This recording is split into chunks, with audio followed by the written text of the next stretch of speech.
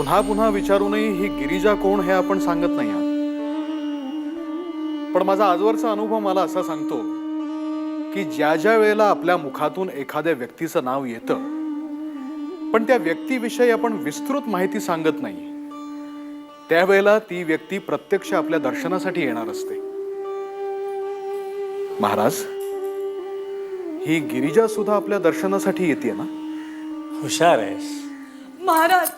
महाराज महाराज महाराज महाराज. उठ बाळ. गिरिजा उठ बाळ उठ. महाराज, माझ्या लेकीवर आभाळ कोसळले हो. हिच्या सासरे बुवांनी हिला घराबाहेर काढलंय आणि पुन्हा सासरच्या घरचा उंबरठा ओलांडून पुन्हा हात पाऊल ठेवू देणार नाही असंही सांगितलंय. ठाऊक आहे आम्हाला आणि त्यामागचं कारणही ठाऊक आहे. महाराज, सासरी नांदणारी माझी लेक पुन्हा एकाएकी माहेरी परतली. आता आम्ही लोकनिंदेला कसं सामोरं जायचं? माझं तानुबा रांगत रांगत देवघरातल्या समईपाशी जाताना मी पाहिलं. म्हणून मी रजस्वला असताना देखील मागचा पुढचा विचार न करता त्याला वाचवण्यासाठी देवघरात गेले. सांगा ना महाराज, एका आईने आपल्या मुलासाठी कुठलंही सोवळं ओळख जुमानलं नाही तर तो तिचा अक्षम्य अपराध ठरतो का? गिरिजा, यात तुझी काहीच चूक नाही. मग मलाच ही शिक्षा का? तुला ही शिक्षा भोगावी लागत असली तरीही तुझ्या सासरेबुवांसारखे जे कर्मठ आहेत त्यांचे डोळे उघडावेत म्हणून ती परमेश्वरी योजना असावी. महाराज, हो बाळ, तू मुळीच चिंता करू नकोस. तुझ्या सासरेबुवांना त्यांची चूक उमगेल आणि ते तुला सन्मानाने परत घरी घेऊन जातील.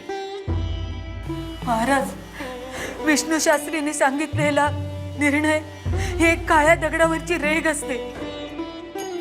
दगड कठीण असेपर्यंत अशी रेघ राहते, पण दगड एकदा मऊ झाला की ती रेघही त्यात विरघळून जाते. तुम्ही चिंता करू नका. विष्णू शास्त्रींना आम्ही समजलो.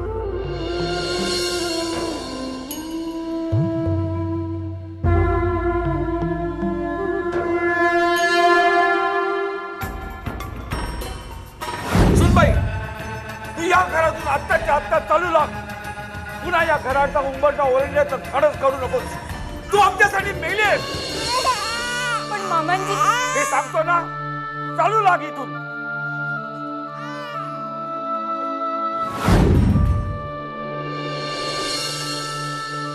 महेश, आई, तुझ्या वडिलांनी गिरिजाला घराच्या बाहेर काढलं. त्याचं दुःख तुझ्या इतकंच मलाही झालं रे. होय आई. खरंच गिरिजा खूप गुणी मुलगी आहे. ती सांगते त्याप्रमाणे खरंच देवाने तिला सुबुद्धी दिली असावी म्हणून ती कुमारला बघायला घरात आली. अन्यथा तिच्या हातून असा प्रमाद घडणं शक्यच नाही. पण हे तुझ्या वडिलांना कोण समजावणार? आई, पण बाबांनी तरी एवढा विचार करायला हवा ना की आई विना आपण लहान तहान बाळाला कसं काय सांभाळणार? ओम भवती भिक्षाम देहि. ओम भवती भिक्षाम देहि. साधू महाराज आले, मी भिक्षा घेऊन येते.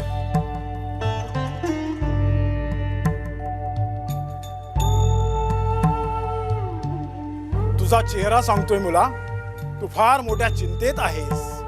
होय महाराज. आता आम्हा सांग, तुला कोणती चिंता सतावते? महाराज, आम्ही दशग्रंथी ब्राह्मण. माझे वडील विष्णू शास्त्री आणि माझ्या पत्नीला सवळं मोडलं म्हणून घराबाहेर काढलं. वास्तविक पाहता तिचा यामध्ये काही दोष नाही. शाम देहि.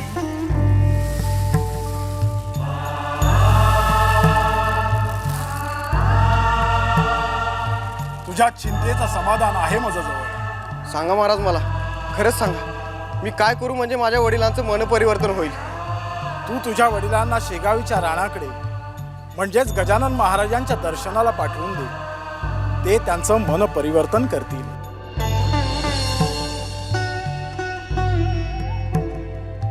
होय महाराज. अलप निरंजन.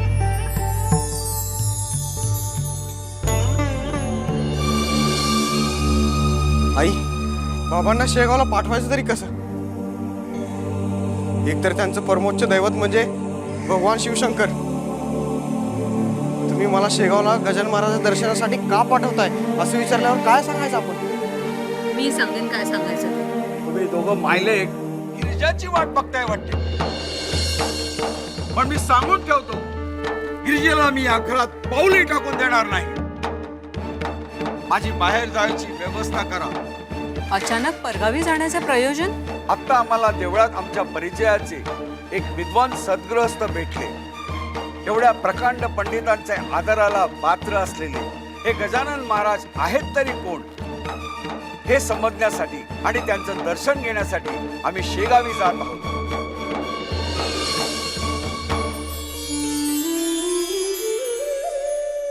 महेश, आत्ता भिक्षा मागायला आलेले साधू मला वाटतं गजानन महाराजांचे दूत असावेत. होय. चंदन चावल बेल की पतिया शिवजी के माथे धरो. चंदन चावल बेल की पतिया शिवजी के माथे धरो.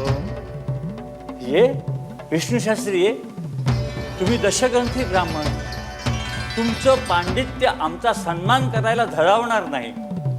तरीही या, आमच्यासाठी नाही, तुमच्या सुनेला सन्मानाने तिच्या सासरी नेण्यासाठी या.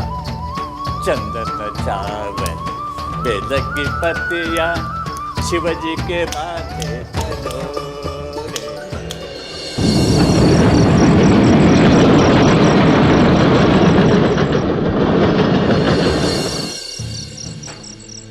इंग्रज सरकार आपण वेळेचे पक्के असल्याचा निखालाच खोटा दावा करते. जर का तुम्ही वेळेचे खरे आहात तर वेळेवरच शेगावला गाडी यायला पाहिजे होती. पण आता इथे तर किर्र अंधार आहे, चिटपाखरू देखील नाही. आणि गजानन महाराजांचा ठाव ठिकाणा सांगेल तरी कोण? लोक म्हणतात की गजानन महाराज म्हणजे एक अवलिया आहे, आज इथे तर उद्या तिथे. पण ते आज शेगावात आहेत की नाही हे तरी कोण सांगेल मला? जी परगावस आला असा भाऊ. ए, तू नीच कुळातली एक बाई आहेस, मला भाऊ म्हणू नकोस. मी विष्णू शास्त्री, दशग्रंथी ब्राह्मण आहे. मी शाप दिला तर तुझी जीभ झडून जाईल. पण आज मला गरज आहे म्हणून मी तुझ्याशी बोलतोय. मी गजानन महाराजांच्या दर्शनासाठी इथे आलोय. त्यांचा ठाव ठिकाणा तू सांगू शकशील मला? मी महाराजांकडे चालली आहे, भाकरी तुकडा द्या या. काय? होय, तो माझा नेम आहे. दिवसभरात माझ्या जोडीत कोणी काय टाकल ते मी महाराजांचे निवड म्हणून घेऊन जाते. म्हणजे तू बांधलेली फीक महाराज खातात? होय, पोटात असाल तर चला माझ्या मागोमाग. माझी सावली नाही पडायची तुमच्यावर.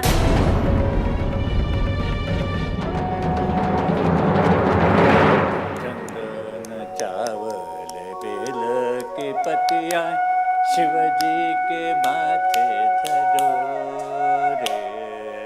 चंदन चावल. तो बघ आमचा देव बसला या. कोण? गजानन महाराज? महाराज आलीस? अगं किती उशीर केलास. भुकेने जीव नुसता कासावीस झालाय. काय आणलंयस?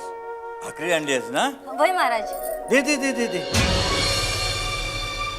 पाणी आणते हा. चंदन चावल बेल की पतिया. चंदन चावल बेल की पतिया. आणखी कोणाला भूक लागली असेल तर त्याने यावं भाकरी खायला.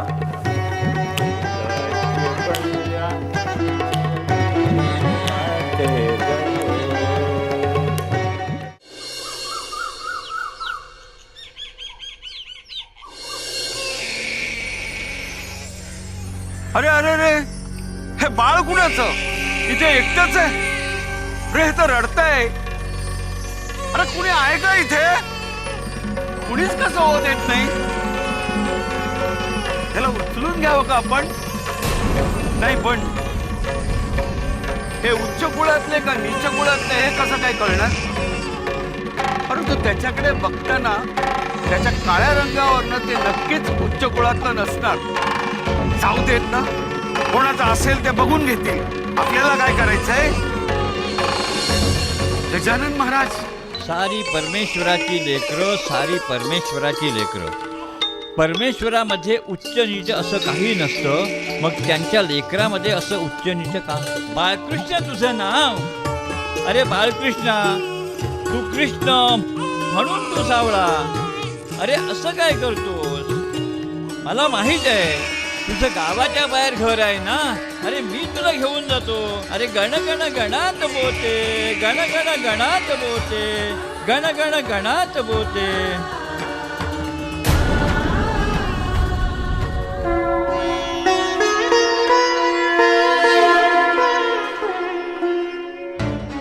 हे असे कसले महाराज? जो येईल त्याला महाराज पदस्पर्श करू देतात.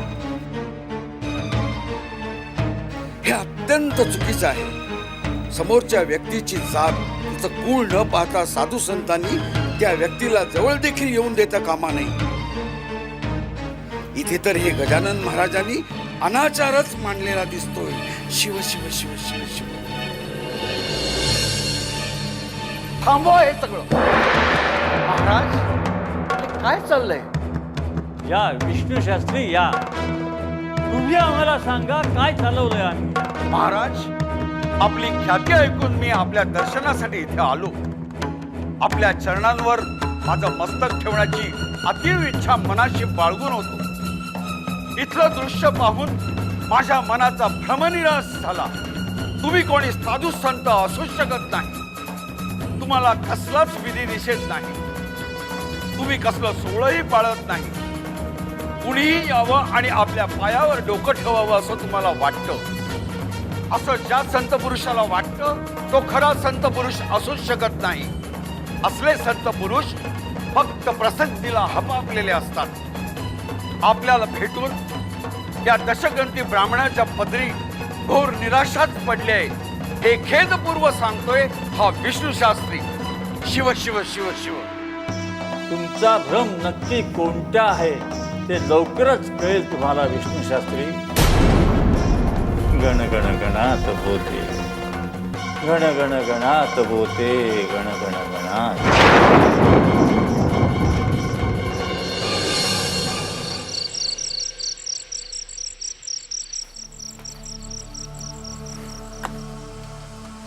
शिव शिव शिव शिव शिव शिव.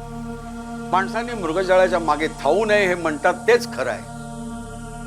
एका ज्ञानी सत्पुरुषाशी संवाद साधून आपल्या ज्ञानात भर घालावी या उद्देशाने मी इथं आलो.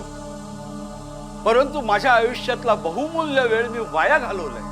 नाही, असं का म्हणता विष्णू शास्त्री? गजानन महाराजांशी भेट होऊ शकली नाही का तुमची? खुळे आहात बाळकोजी, तुम्ही खुळे आहात. अहो, कोण महाराज म्हणे गजानन महाराज? विष्णू शास्त्रीजी, तुम्ही ज्याला गजानन महाराज म्हणून संबोधतात तो माझ्या लेखी भ्रष्टांचा सार्वभौम शिरोमणी आहे. हे आता अति होतंय असं नाही वाटत विष्णू शास्त्रीजी तुम्हाला? बाळकोजी, क्षमा असावी विष्णू शास्त्री. तुम्ही आमचे पाहुणे आहात. तुमचा अपमान करण्याचा प्रमाद माझ्या हातून मी कधीही करणार नाही. पण माझी एक विनंती आहे आपणास. गजानन महाराज आम्हा शेगावकरांना श्रद्धास्थानी आहे. त्यांच्या वास्तव्यामुळे शेगावला एक तीर्थक्षेत्राचे स्वरूप येऊ पाहत आहे. त्यांच्या दैवी सामर्थ्याची प्रचिती आल्याशिवाय त्यांच्याबद्दल वाटेल ते ग्रह निर्माण करून घेऊ नका. मी विनंती करतो शास्त्री बुवा. शिव शिव शिव शिव शिव. काय ही अंधश्रद्धा? ओ बाळकोजी, काय होणार तुमच्या शेगावचं? उद्या मी आल्या पावली परत जातो. ओम नमः शिवाय, ओम नमः शिवाय, ओम नमः शिवाय, ओम नमः शिवाय, ओम नमः शिवाय. शिव शिव शिव शिव. काय हे दळमती कुत्र? याला अगदी माझ्या वाट्यावरच भरून पडायला पाहिजे होतं. आता मला पुन्हा स्नान करावं लागणार आहे. आणि तो गजानन महाराज सदैव गांजाच्या धुंदीत धुंद चळो त्याचं साधूपण. शिव शिव शिव शिव शिव शिव शिव शिव शिव शिव. विष्णू शास्त्री, तुम्ही प्रकांड पंडित आहात. महाराज, महाराज? आम्ही कसले महाराज? तुम्हीच महाराज. अहो शेकडो वेळा आंघोळ केली म्हणजे तुमचं शरीर काही झिजणार नाही. कारण तुम्ही स्वतःच्या अंगावर घेतलेलं पाणी हे तुमच्यासाठी तुम्ही स्वतःच्या वरती केलेला अभिषेकच आहे विष्णू शास्त्री. महाराज हे बघा, आम्हाला दोष द्या, त्याला आमचा आक्षेप नाही, पण या मुक्या प्राण्याला दोष देऊ नका. ते पुत्र तुमच्या वाटेवर मरून पडलेलं नाही, त्यामुळे तुम्हाला कोणताही अपशकुन झालेला नाही. हे तुम्ही कुठल्या आधारावर बोलतात? त्या कुत्र्याची अवस्था बघून मी तुम्हाला सांगतो की 1 प्रहरापूर्वीच तो कुत्रा मेलेला आहे. असं हे निसर्ग पुत्रा किती चमत्कार, भूत झालं. किती चमत्कार, शब्द होतात रे मूक, गण. शेगावीचे योगीराज, शेगावीचे योगीराज. गण गण गणात बोते, गण गण गणात बोते, गण गण गणात बोते, गण गण गणात बोते. महाराज महाराज क्षमा करा मला, महाराज क्षमा करा मला. मी तुमचं खरा अधिकार समजू शकलो नाही महाराज. तुमचं बाह्य रंग आणि वेडेपणाच मी पाहिला, पण तुमचा परमेश्वर मात्र मी पाहू शकलो नाही महाराज. मला माफ करा महाराज, मला माफ करा. विष्णू शास्त्री, तुम्ही दशग्रंथी ब्राह्मण आहात. 16 ओळं पाळून परमेश्वराची नित्योपासना करता, नव्या पिढीला मार्गदर्शन करता, शिकवता, हे सगळं चांगलं आहे. महाराज परंपरेनुसार रजस्वला स्त्री ही पूजेसाठी निषिद्ध आहे, आम्ही जाणतो. महाराज हो, तुमच्या सुनेविषयी आम्ही बोलतो. गिरिजा, बाळ ये, बाळ ये. गण गण गणात बोते, गण गण गणात बोते, गण गण गणात बोते. विष्णू शास्त्री, परंपरा राखण्यासाठी या मातेने आपल्या बाळाचा प्राण जाऊ द्यायला हवा होता का?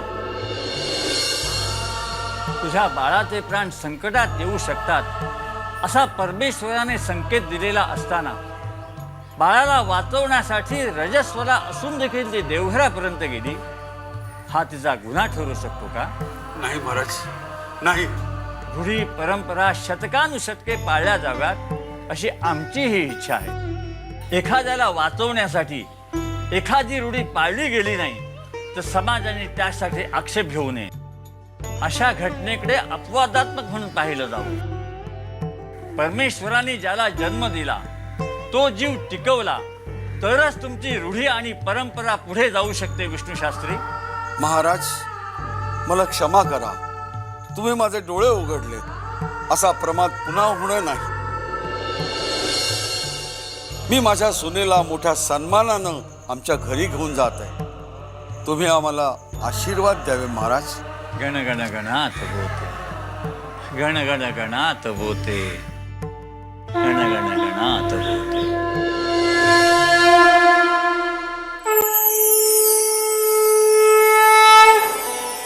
मानवी मूल्यांची जपणूक हीच ईश्वर भक्ती. निसर्गदत्त देणगी ही ईश्वर भक्तीत अडचण होत नाही.